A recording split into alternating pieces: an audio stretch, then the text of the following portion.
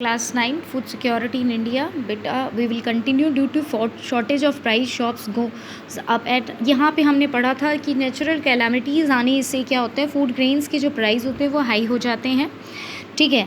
And it such calamities happen in wide spread area stretches over a long period of time it may be cause. और इस तरह की जो स्थिति बहुत लंबे समय तक अगर हो जाती है भुखमरी वाली या प्राकृतिक आपदाओं की, जिसके कारण भुखमरी हो जाती है, बहुत बड़े क्षेत्र पर एक सूखे के कारण, भूख के कारण बहुत मैसिव डिस्ट्रैक्शन होता है. एक मैसिव मतलब बहुत बड़ा है.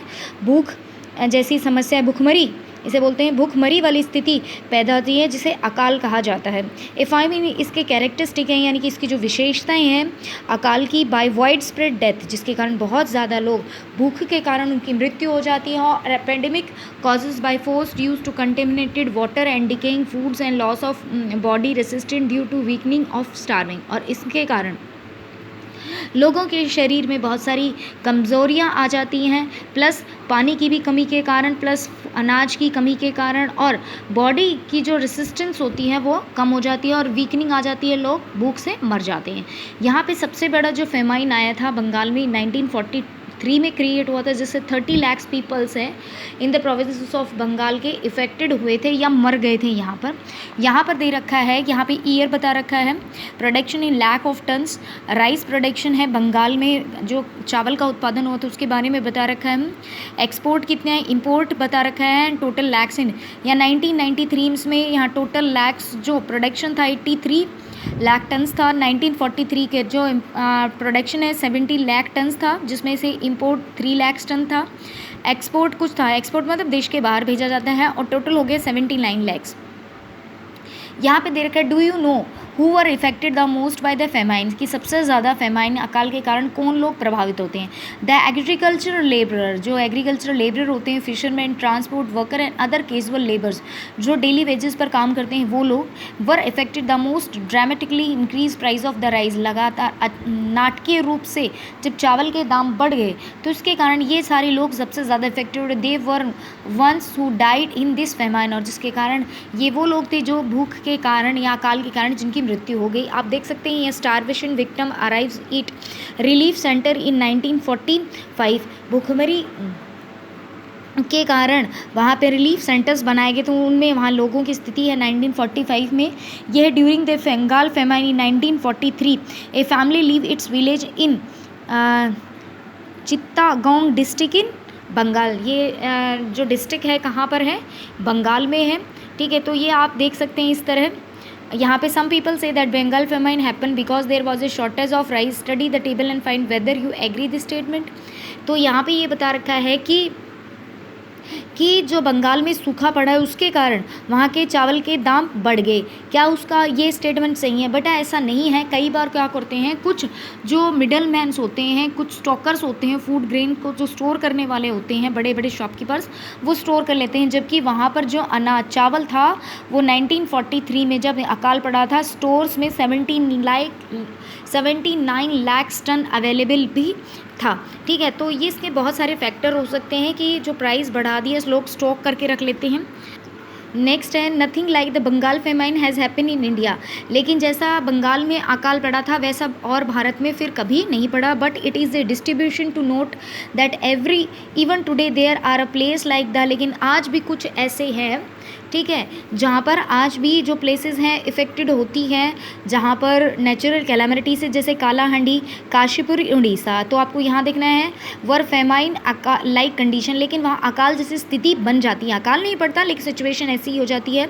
जो प्राइस होते हैं, जो फूड ग्रेन्स होते हैं उनके प्राइस बढ़ जाते हैं. और कई बार साइक्लोन्स, हम अपनी जोग्राफी के अंदर पढ़ चुके हैं, ड्यू टू साइक्लोन्स के थ्रू भी वहाँ की जो लाइफ है वो इफ़ेक्टेड होती है. तो आपका है कि कालाहांडी कहाँ है, कालाहांडी इन और Kashipur in Orissa have been be existing many years and some have starvation death also been reported. और यहाँ पे लगातार क्या है, भूखमरी के कारण लोगों की जो मृत्यु होती है उसको भी क्या है, नोट किया जाता है, रिपोर्ट आती है उसकी, ठीक है. यानी कि वहाँ पर भी भूखमरी जैसी स्थिति बनी हुई है. Starvation death are also reported in barren district of Rajasthan. तो यहाँ इंपॉर्टेंट है, बैरन डिस्ट्रिक्ट कहाँ है, राजस्थान में. पलामू डिस्ट्रिक्ट कहाँ है? इन झारखंड। एंड कुछ अदर रिमोट एरियाज़ होते हैं, जैसे माउंटेन रिमोट एरियाज़ जहाँ पे एक्सेस से ईजिली पहुँचा नहीं जा सकता, वो रिमोट एरियाज़ होते हैं। तो वहाँ पर भी इस तरह फेमाइन या स्टारवेजेशन जैसी स्थिति बनी रहती है। Therefore food security is needed in a country to ensure food at all time. तो इसीलिए फूड सिक्योरिटी की ज़रूरत पड़ी, खाद्य सुरक्षा की ज़रूरत पड़ी कि देश के अंदर सभी लोगों को पर्याप्त मात्रा में भोजन मिल सके।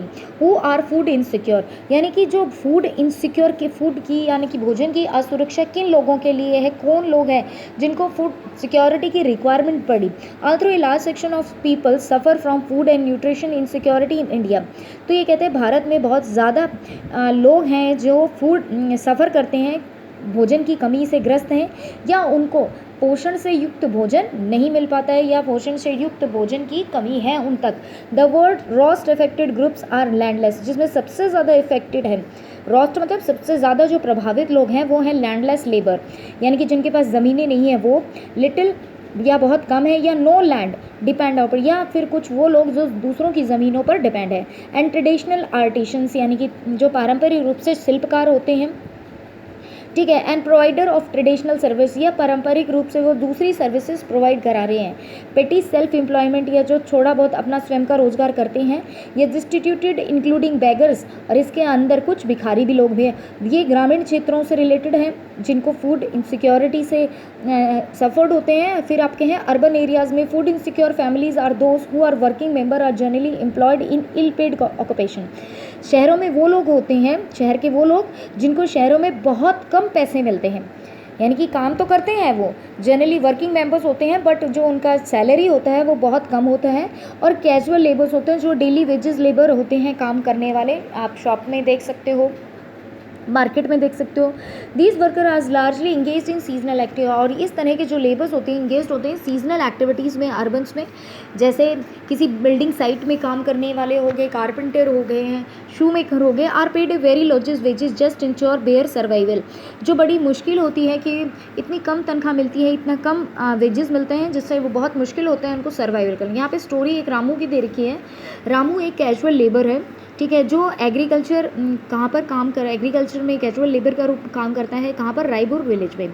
उसका सबसे बड़ा बेटा है सोमू, जो 10 साल का है, जो वर्क इन अ पाली to look after the cattles of the sarpanch of the village Satpal Singh, जो उसके गांव के जो सरपंच है सतपाल सिंह के क्या करता है, जानवरों की देखभाल करता है। Somnu is employed the whole year, वो कंप्लीट 1 साल भर काम करता है सरपंच के लिए, और उसे साल में 1000 रुपये मिलते हैं, यानी कि यहाँ पर पूरी साल काम करने पर उसे 1000 रुपये मिल रहे हैं। रामू के 3 और बेटे हैं, यानी कि 4 बेटे हो गए हैं और 2 बेटियाँ, तो 4 5 6 यानी टोटल हो गए उसके 6 चिल्ड्रंस, उसके 6 चिल्ड्रंस हैं, ठीक है, वो छोटे हैं, ठीक है, वो but they are too young to work in the field, लेकिन they are too young to work field, लेकिन कुछ ऐसे हैं जो खेतों में, डॉटर जो बड़ी हैं वो खेतों में काम करा देती है।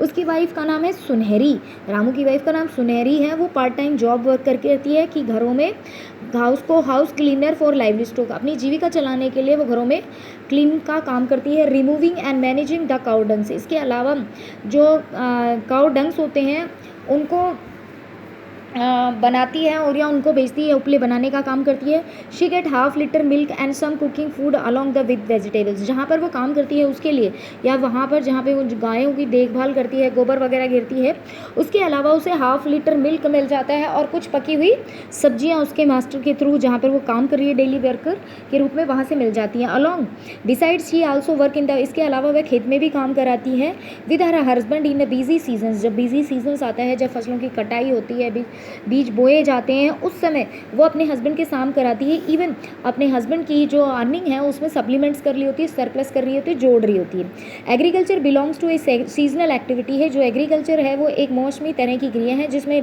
रामू को सिर्फ काम जो मिलता है वो सिर्फ काम मिलता है जब बीजों को बोया जाता है, ट्रांसप्लांटेशन किया जाता है या हार्वेस्टिंग। महीने के 4 महीने वह ऐसा टाइम रहता है जब उसको कोई काम नहीं मिलता। इट मीन्स वह 8 महीने तक परमानेंट उसको काम है, 4 मंथ्स नहीं मिलता। During the period of the plant consolidation and mature in a year he looks of working of, इसलिए वह दूसरी एक्टिविटीज़ को करने लगता है। और sometimes he gate employment in brick lacking और द कंस्ट्रक्शन एक्टिव, कई बार उसको ईंटें बनाने या कंस्ट्रक्शन एक्टिविटीज़ में गाँव में ही काम मिल जाता है। By all his effort Ramu able to earn through the either in cash or kind him to buy a national for the 2 square meals of his mage family. और कई बार क्या होता है जिसमें रामू को इन सब चीज़ों से 4 महीने की जो अर्निंग होती है उससे वो कई बार तो कैश मिल जाता है, या इतना हो पाता है कि वह 2 समय का बड़ी मुश्किल से जो उसकी फैमिली को रिक्वायरमेंट होता है 2 समय का भोजन मिल पाता है।